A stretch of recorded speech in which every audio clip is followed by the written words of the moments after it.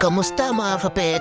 Yun, ito nga pala ang actual breeding ko ng tarantula. Ito nga pala ang Pachyoliteria metallica. Kung makikita niyo sa video, parang nanginginig. Yung male, ang ginagawa niya ay nagda-drums at inaapit niya yung female tarantula.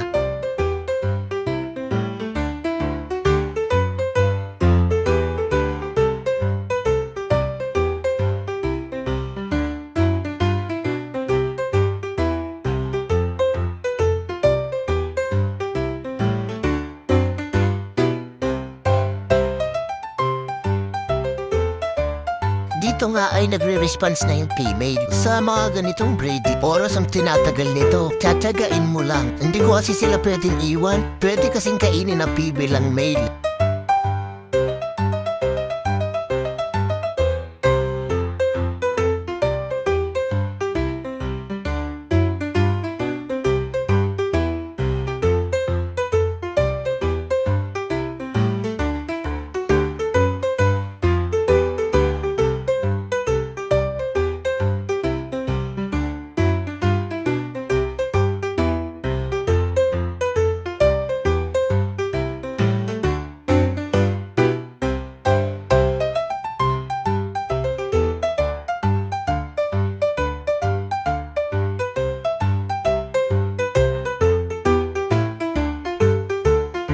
Ito na nga, nag-insert na yung male. Mabilis lang tumabatche. Kasi pag hindi ito tumakbo, kakainin siya ng female. Success na yung breeding. Sa second mating na lang ulit. Hanggang dito na lang tayo mga kapet.